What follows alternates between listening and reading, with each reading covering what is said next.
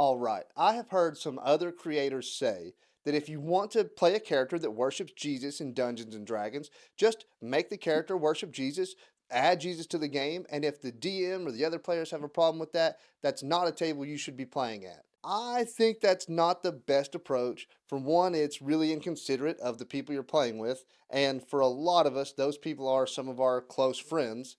And two, there are basically two ways that you could add Jesus to a D&D setting. You either add him exactly as he is in our world, which would make him by far the most powerful deity in the setting and would completely unbalance the game, or you have to decrease Jesus's power to make him on par with all of these other lowercase g gods, and that just seems really disrespectful to me. I'm Dad the Dungeon Master. I've been a DM for over a decade. I have been a Christian for the last couple of years. I have read the entire Bible a couple of times, and I have dug deeply into this idea because I want to have a character that follows the same beliefs as somebody who worships Jesus in our world, but it is really clunky to try and figure out how to make that happen. So, is that really possible? In order to answer that question, we have to go all the way back into the very ancient days of the 1950s. There was an author named Fritz Lieber. He's a multi time Hugo Award winner for fantasy and science fiction, and he created a character for one of his short stories in 1959 named Esek of the Jug. The story of Esek is basically a parody of Jesus, and it's not a parody in like he's trying to make fun of Jesus himself, but the story is a parody on the idea of the commercialization of religion and how, a lot of churches, a lot of organized religious groups, it seems like they have less than pure intentions. Like they're more about making money than they are about helping people. And I think that that is a true thing that does happen. I have seen things like this happening in modern times. And even Jesus himself had issues with the way that the organized church was being run at the day. That's one of the main reasons he butted heads with the Pharisees in the New Testament.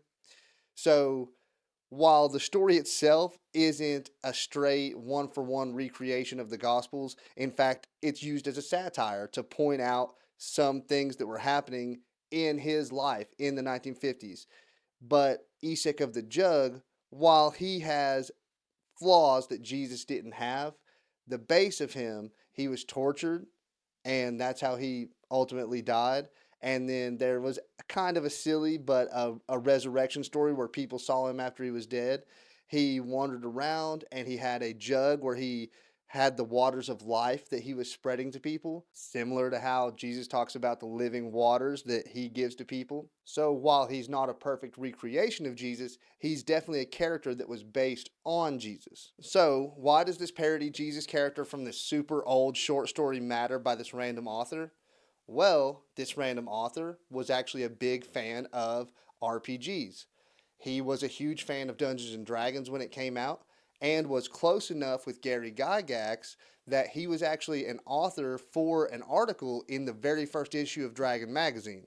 He eventually details gods from his campaign setting in Dragon magazine, and in 1985, his campaign setting of Lankmar, including Esek of the Jug, became official TSR Dungeons and Dragons content. But nobody plays in that setting. It hasn't been updated for 5th edition. It is one of the many D&D settings that has kind of come and gone and faded away over the years. However, the main setting for Dungeons and Dragons 5th edition, the Forgotten Realms, was created by Ed Greenwood. Ed Greenwood, in another edition of Dragon magazine, talked about the deities that he created for the Forgotten Realms. One of those deities being Ilmater. Ilmater is the god of suffering. He wants to relieve everyone who's suffering. He's basically the god of compassion. Ed Greenwood stated that Ilmater was based on Esek of the Jug, who was based on Jesus. So, if you want to have a character in a 5th edition game set in the Forgotten Realms that worships Jesus, but you don't want to unbalance the game, you don't want to change the setting and mess with the things that your dungeon master has created, but you want to stay true to your own faith and have your character follow a deity that their tenets align with what Jesus would be cool with. Like, if your character follows this deity's teachings, they're never going to do anything that would go against what Jesus would teach. And that way you can stay true to your faith and you can express your faith through your character in the game, which staying true to your faith in fictional characters just by behaving that way can actually influence other people to think about their own faith and maybe even have a positive impact on their journey. So I'm a strong believer in role playing characters that are true to their faith or that are strong in their faith, and especially if that faith aligns with Jesus' teachings, that's even better. But I do think that, like Brandon Sanderson in some of his books, especially the Mistborn trilogy, he has characters that wrestle with their faith. And I think that just by discussing faith, even though his gods are fictional and the D&D gods are fictional, by seeing the way that characters, or by you role playing your character and the way that they handle their faith, other people, while they're not learning about Jesus, they're not learning about God, they're not learning about the Bible, they're learning about the concept of faith. And you can help them understand what the purpose of faith is in someone's life. So I think that there are strong reasons for doing that. And so if you want to achieve that, worshiping Ilmater from the Forgotten Realms is a perfect way for your character to worship basically a Jesus analog and not kind of break or throw off the game in the ways that I discussed earlier. If you've made it this far and you found this video helpful, throw me a like. If you want to learn more about Dungeons and Dragons or want to see campaign walkthroughs, that's the kind of stuff I normally do.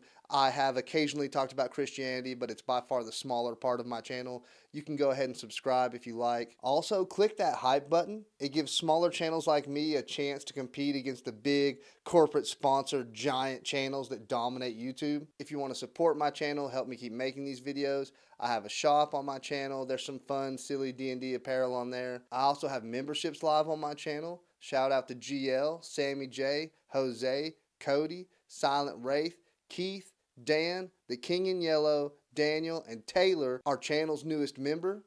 These videos take a lot of time and effort and money to produce, so your guys' contribution helps out a lot, so thank you. Here's some other videos I've done that you guys might like. Thanks, guys, and God bless you.